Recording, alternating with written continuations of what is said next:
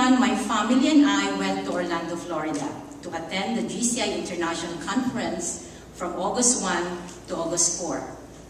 The venue was at the Hilton Buena Vista, which is located within the Disney World resorts.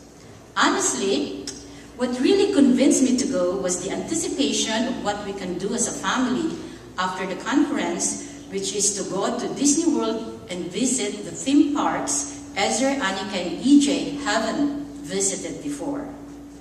Thus, the extended 4-day stay after the conference.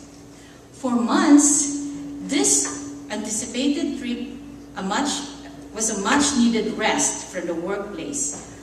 Gave me a renewed energy to work when sometimes I don't feel like it. I really wanted this break. Since I have been to the Disney World theme parks before years ago, my husband left the entire planning to me. On a trip like this, the best way to save time and money is to plan ahead. The preparation of this vacation wore me out, not to mention the planning of the entire trip.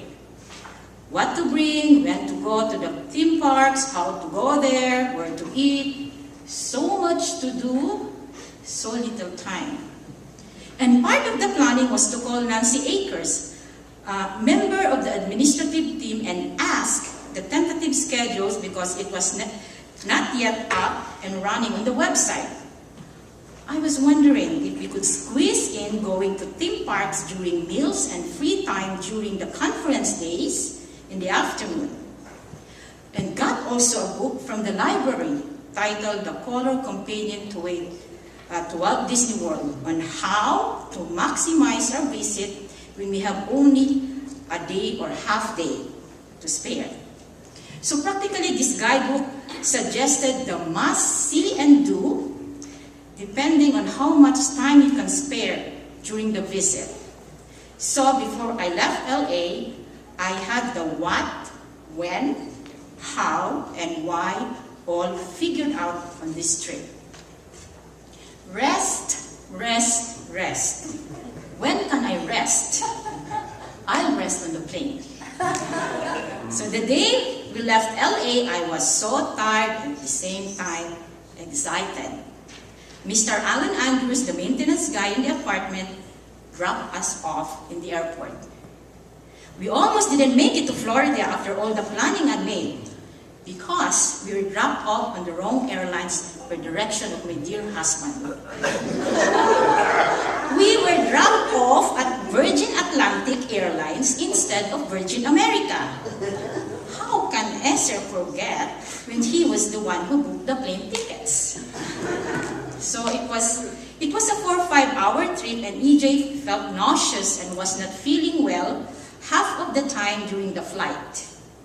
I envied my husband who was sleeping despite some flight turbulence, and my daughter who was playing a computer game on the screen in front of her across the aisle where my son and I were. So when we arrived, we took the bus from the airport to the hotel. Only paid $2 per person. Yes, such bus exists. At the bus stop, it started raining, and the umbrellas I brought is nowhere to be found. Dang, where are these things when you needed them the most? So, the first day of the conference, August 1, I felt exhausted like never before because I have to wake up early. My husband and I dragged our kids to attend the praise and worship devotional.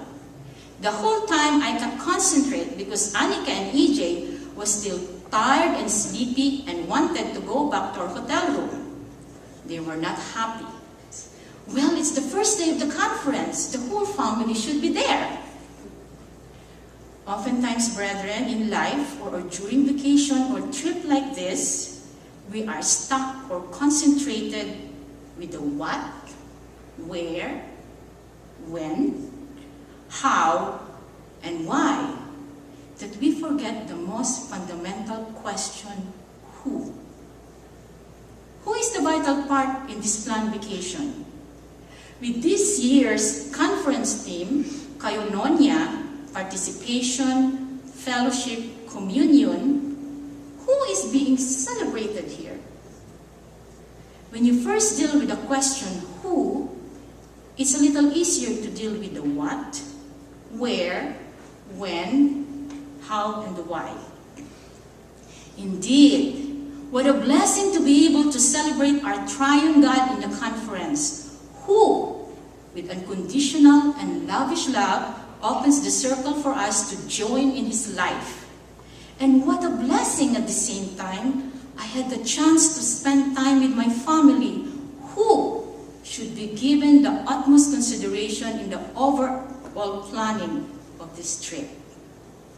Brethren, our trip to Florida helped me to see some truths and showered me with reality checks that helped me face a limited time with a healthier spiritual perspective. Number one, I have to remind myself that clutter can be a sign of life being lived. In my case, a small amount of clutter is normal if accompanied by a joyful noise from my kids. I remember when we first entered our hotel room, my kids were so excited. They rummaged their personal suitcases to chains and left scattered clothes and books on the floor and started jumping on the bed with delight. Well, I just let them jump for 5 minutes. And the nurse in me took over. I don't want them to break anything, like, breaking their bones. And we'll go to the hospital and the place was running away from in the first place. So, but time and again, under the circumstances, I have to remind myself memories are important to them than a spotless hotel room. Number two, forget balance. During this trip, it's no fun whirling my arms on a balance beam with a vomit bag and a child on one hand, a purse almost the size of my check-in baggage, and on the other hand, dragging my check-in baggage behind me on the other hand. Being a working mom, I always want to strike a balance, but it always leaves me so frustrated. So just leave your priorities in the light of eternity, and the rest will fall into place. Tammy Tikach, our church president's wife, who was one of the speakers in the conference, has to leave the conference because her daughter needed her. I was disappointed not to hear her speak, but I admire her priorities. Then number three, in long trips like this, bring yourself a good attitude and a sense of humor. There's a saying, attitude is the mind's paintbrush. It colors every situation. When my dear husband forgot which airlines were supposed to go, I start getting mad and irritated. David Dison, who was booked on the same flight with us, was already calling and asking my husband where we were. I just could imagine my husband telling David, David, I just realized now we were in the wrong airline, so we'll be there as soon as we can. So I saw the humor of it a few minutes later. Praise the Lord.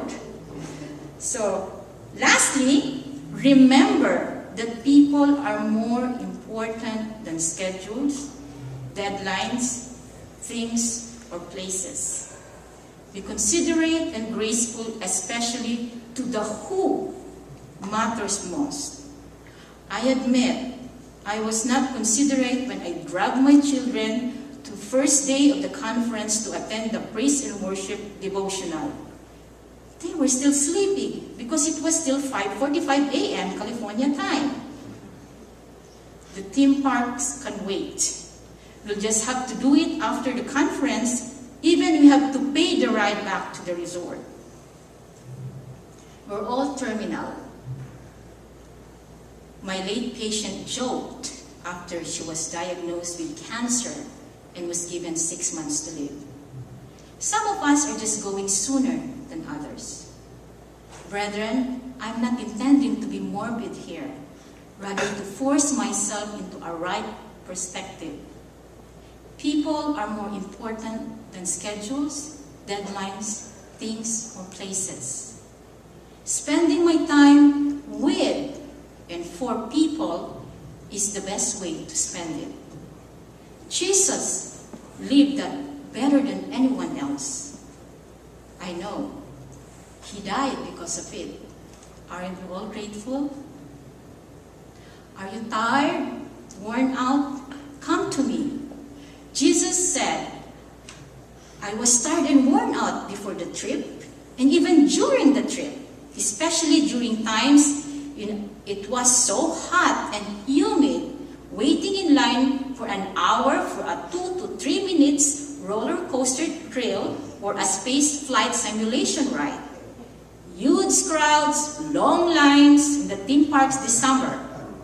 You could just imagine if these huge crowds were going to church seeking God's rest and lining up to have communion with Him. He'll surely be delighted. Now, to end my 2-week vacation, did I really have the rest or break I needed? Well, more or less. As the saying goes, all vacation must come to an end. That's why it's called vacation. It was back to reality when we flew back to LA and back to our apartment in Pasadena. But with a renewed hope to share the good news. My brothers and sisters, are you tired, bone-achingly weary, and emotionally and physically exhausted? I am, and to think I just came from vacation. But here's the good news. This trip reminded me of the eternal reality of God's grace and rest that is offered to everyone without exception, anytime, anywhere. You don't have to leave home to avail it. This is a getaway like no other. Come to me. Get away with me and you'll recover your life. I'll show you how to take real rest.